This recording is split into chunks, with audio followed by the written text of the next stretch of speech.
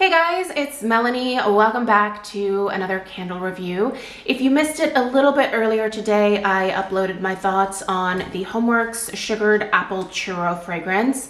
If you are at all interested in picking that up, I would definitely encourage you to watch my review first, just to know what to expect from the candle. So I will have it listed in the cards up above, as well as in the description box down below. If you want to go check that out after this video, it is available now. But in this video here, we are talking about Homeworx Possessed Plum. And in full disclosure, as always, anytime that candles are sent to me, I let you guys know. I am an ambassador or an affiliate for Homeworx, so I do receive PR from time to time. This particular scent, Possessed Plum, as well as the Midnight Moon, which I've already reviewed, were sent by the company, so I did not pay for them. However, all opinions are still my own. All right, you guys, so let's get into Possessed Plum. First of all, it's such a contrast when you look at the Kringle Halloween candles versus the Homeworx Halloween candles, just in terms of like the approach with the labels, and I feel like a lot of the scents as well. Kringle, I think, leans far more into the scary sort of like horror movie side of Halloween, whereas I think Homeworx's approach is a little bit more friendly for those of us that don't like to be creeped out by scary movies. I am someone, I do not enjoy slasher movies. I do not enjoy horror movies. I don't like being scared. Like that feeling of, you know, things jumping out of a closet or hands reaching out from underneath a bed or whatever, that absolutely terrifies me. And I don't personally understand how people can watch movies like that and find it enjoyable. I just have never liked being scared. So I feel like the labels that Homeworx puts on their Halloween candles are maybe a little bit more, I guess, Melanie friendly. And that a lot of them are, you know, they're kind of cartoony. Like this one here, it just looks like a creepy forest scene, if you will. There's obviously a nice, you know, purple hue to everything, but it's just like scary, creepy trees with branches going everywhere, right? Like there's nothing, there's no ring girl. What was her name? Samara? I don't even remember. I watched The Ring for like maybe like a half hour before I was like, absolutely not. This is not for me. But anyway, cute label on this. A lot more, I would say, kitschy, cartoony, maybe a little bit more like young kid friendly. Although I will say my daughter loved the labels on the Kringle Halloween candles this year. Like she actually wants to keep a couple of them to display in her room. Personality-wise, Stella and I are a little different. So she likes the creepy, scary stuff, whereas I prefer more of this like cartoony Halloween approach. So anyway, Possessed Plum. Let's go ahead and get into it. I'm not sure that I said this already, but this one was sent in PR, so I did not pay for this one. All opinions are still allowed to be my own. So let's go ahead and talk about the fragrance notes here. Then we will get into what I actually smell, and we'll talk a little bit about strength and throw, and per usual, we will round it out. Okay, so your notes here for Possessed Plum read Black Plum, Wicked Cherry, Spellbinding Incense, and Patchouli. All right, so first of all, I feel like a lot of people, when they see patchouli, they automatically check out. And I would encourage you to maybe not do that with this one, as long as the rest of the fragrance notes appeal to you, because I don't think this comes across as a super earthy, like dirty hippie type of patchouli note. I think it's really more of that perfumey patchouli. I am someone who, when there is patchouli in like a perfume or a personal fragrance type product, for whatever reason, it just interacts really well with my body chemistry. So patchouli smells so good to me when it's perfumey, but I do not like it when it has more of that like super earthy, like dirty hippie patchouli vibe. That is not my scene at all. So if you typically avoid that type of patchouli, just know that you are safe with Possessed Plum. All right, let's start at the beginning here with the Black Plum. I do get a really nice plum note here. It kind of smells, Homeworx has done a couple of like sugar plum type scents around the holidays in the past, and this smells very similar to some of those like sugar plum notes. It's very rich. It's a nice dark plum. It's really well done. I do smell some cherry in here. And I'm happy to report that it doesn't smell like a medicinal cherry note. Oftentimes to my nose, if it's not like a fresh farm stand cherry type scent, it can come across as, like if you have kids, you know this smell very well, but when you buy medication for kids, it either comes in grape or cherry flavored, right?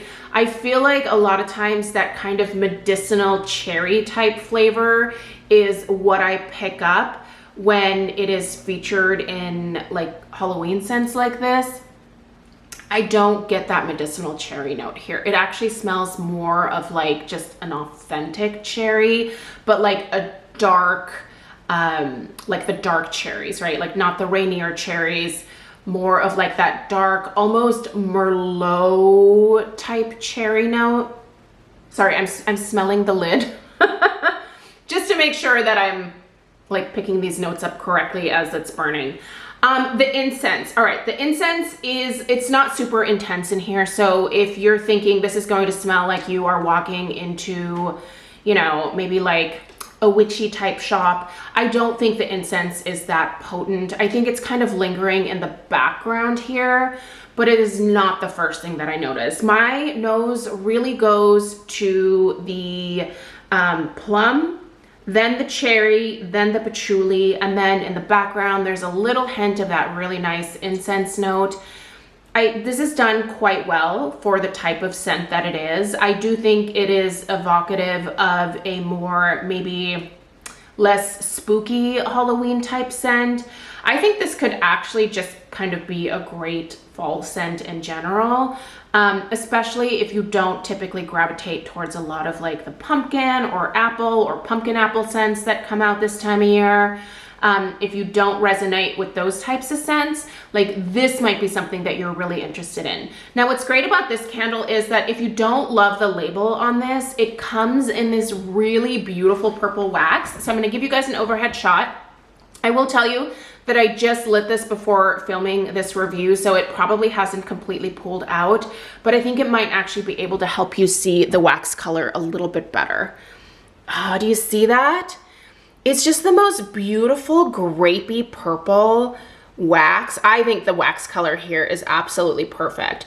So we're getting a good look at the wicks here too. Now I have some feedback about the wicks for this particular one.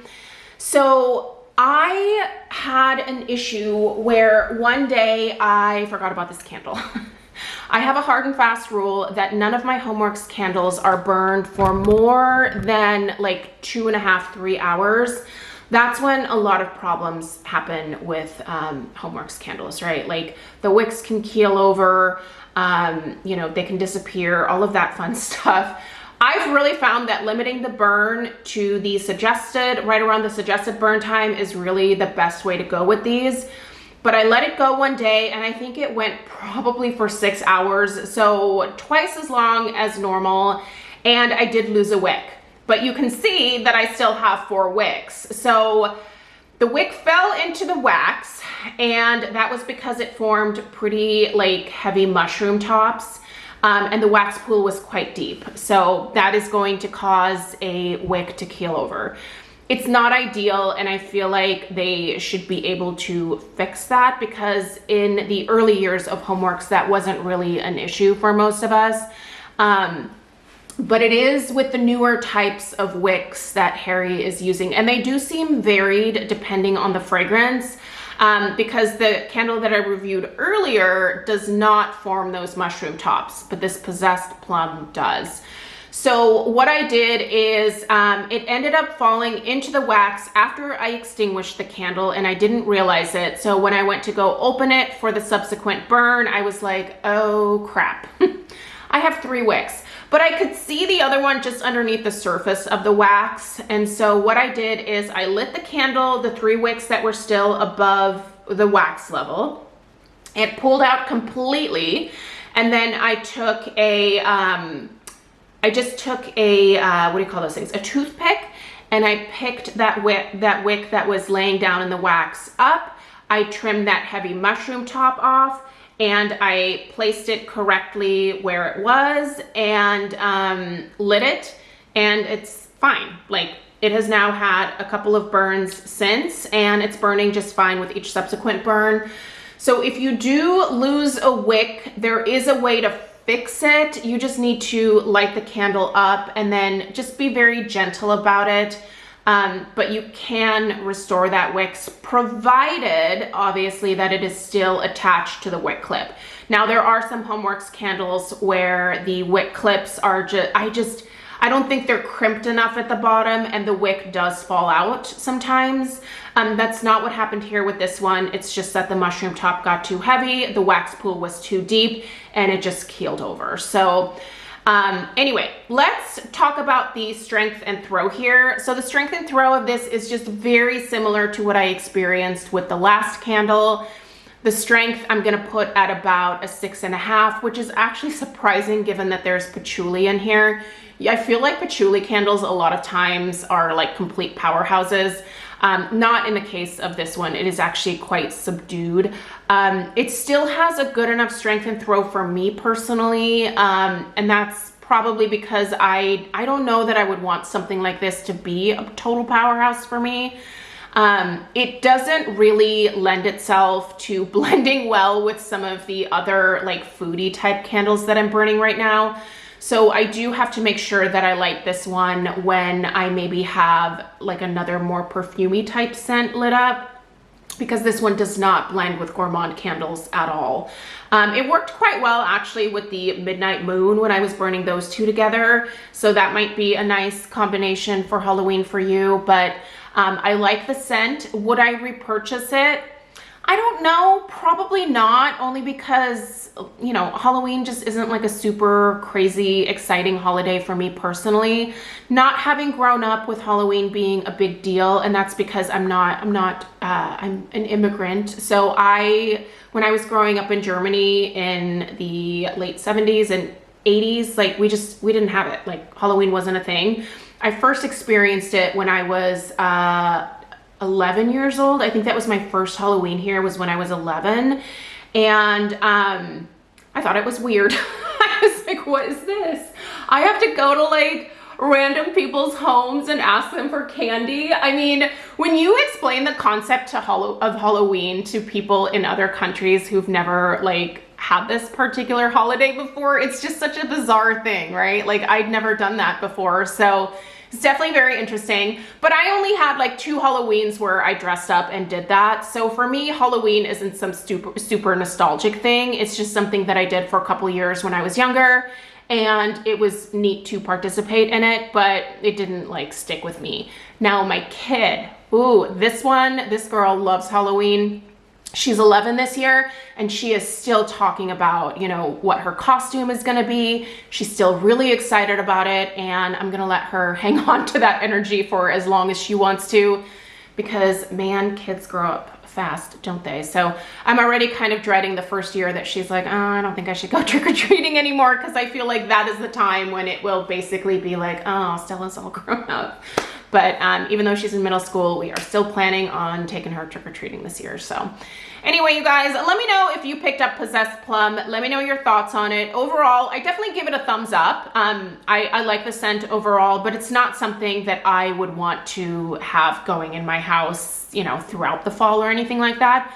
I'm going to continue to enjoy this and just, you know, enjoy it for what it is, which is a really nice plum fragrance with a little hint of cherry, a little bit of incense, a little bit of patchouli. It's very well done. I think a lot of you would enjoy it. And yeah, if you're interested, I will go ahead and link where you can pick this up in the description box down below. Let me know if you have any questions. Let us know your thoughts on Possessed Plum in the comments. And I will see you guys in the next one. Take care. Toodaloo.